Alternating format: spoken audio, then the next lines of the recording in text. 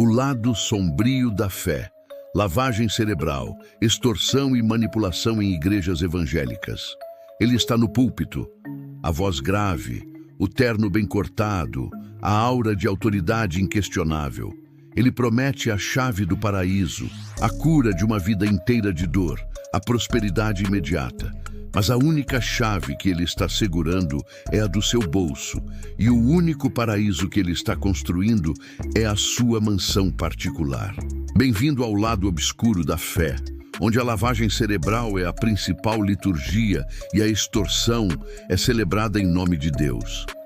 Como a esperança mais pura do ser humano, a fé é sequestrada e transformada em um mecanismo de submissão e enriquecimento ilícito. É possível que milhões de pessoas estejam sendo manipuladas e extorquidas por pastores que são, na verdade, pilantras e empresários disfarçados de profetas? Para o Obscura Informação, vamos dissecar a engenharia psicológica, a deturpação bíblica e as táticas exatas que transformam a devoção em desespero financeiro, a psicologia da vulnerabilidade e o perfil do falso pastor. O falso pastor não caça o rico, ele caça o vulnerável. Sua estratégia se baseia em identificar e explorar a dor humana. O alvo principal é aquele que perdeu o emprego, que enfrenta uma doença incurável ou que sofre um casamento em crise. Esta é a janela de oportunidade da manipulação. O falso líder se estabelece como a única ponte entre o fiel e Deus. Ele não é apenas um guia, é um mediador obrigatório. Essa posição lhe permite usar táticas clássicas de controle mental, isolamento. A dúvida é rotulada como ataque espiritual. Repetição, a mensagem da solução na oferta, criando uma verdade inquestionável, e medo e culpa. Associar pobreza à insuficiência do dízimo. Tecnicamente, isso é a submissão cognitiva. O pastor assume o papel de autoridade máxima e a mente do fiel, em estado de vulnerabilidade, desliga o filtro crítico em busca de alívio imediato. O púlpito se torna o centro de controle, o abuso do falar em línguas e a manipulação linguística. Um dos pilares mais eficazes da manipulação é a distorção do fenômeno de falar em línguas. O livro de Atos, capítulo 2, descreve este evento como a manifestação do Espírito Santo, onde os apóstolos falavam em línguas estrangeiras inteligíveis.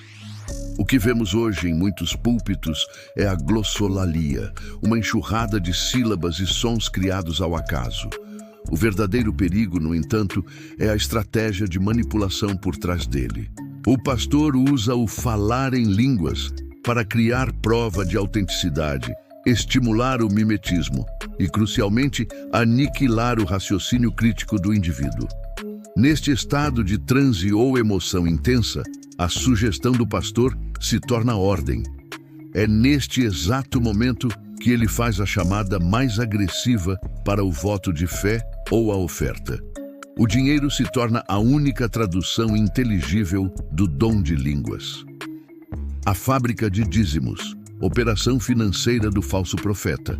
Para o falso pastor, a igreja não é uma comunidade, é uma máquina de fluxo de caixa. As estratégias de extorsão vão além do dízimo tradicional.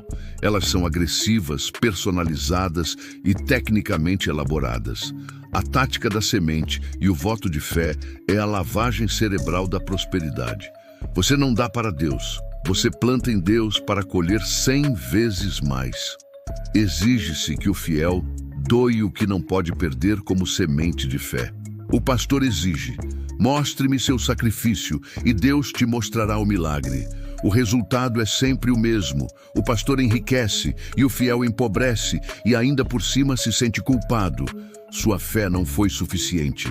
Esta é a extorsão emocional disfarçada de teologia. As revelações de teatro, o circo dos horrores da profecia. A manipulação da fé atinge seu auge no espetáculo da profecia. A falsa revelação é o teatro emocional montado para o clímax da submissão. O pastor é um diretor de cena.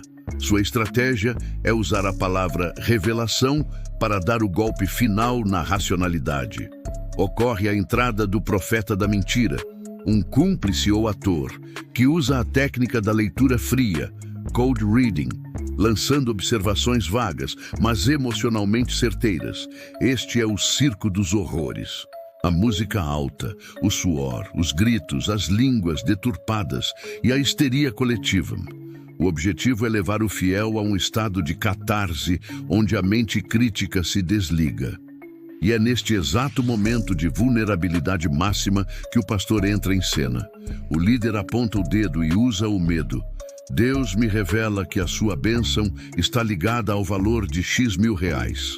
É o preço do seu milagre. O fiel, sob o choque da revelação divina e coagido, é levado à extorsão instantânea.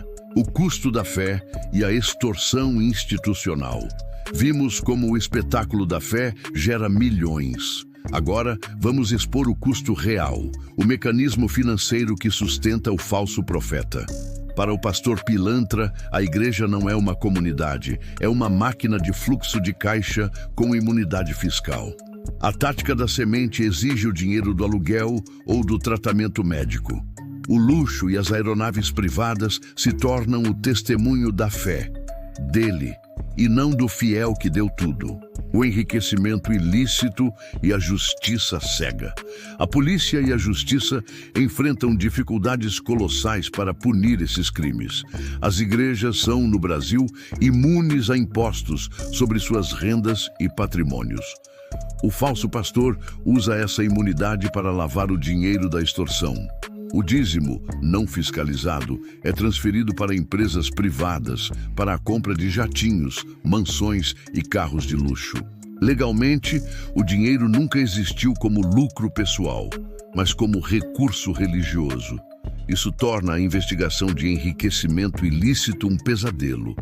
A sociedade vê a notícia do pastor rico, mas o obscura informação vê a mãe de família que deixou de comprar comida para o filho porque um pilantra no púlpito disse que Deus estava cobrando a semente. Conclusão, reflexão e aprendizado. A história do falso profeta e do circo de extorsão que ele monta é uma poderosa mensagem de reflexão. A fé em si não é o problema, a ausência de crítica é. É imperativo ressaltar, no entanto, que nem todos os pastores se enquadram neste perfil. Restam, sim, líderes que desenvolvem a verdadeira pregação nos púlpitos, focados na mensagem espiritual e na ética, e não no enriquecimento. Esses são talvez raros e em vias de extinção em meio ao domínio do mercado da fé, mas a sua existência prova que a manipulação não é intrínseca à crença. A lição que fica é sobre a soberania da consciência. A fé deve ser livre, nunca coercitiva. Se a sua relação com Deus depende de um homem, de um pastor, de uma revelação ensaiada ou de um valor financeiro, você não está no caminho da espiritualidade, mas sim no caminho da servidão financeira. O maior milagre que você pode fazer é ligar seu senso crítico e resgatar sua fé das mãos dos pilantras. Se você sentiu raiva, se você se identificou com esta denúncia, é porque você pertence a esta comunidade que exige a verdade. Deixe o seu like, inscreva-se no Obscura Informação, ative o sino e compartilhe este vídeo. Só assim garantimos que a luz da informação expulse a escuridão dos falsos profetas.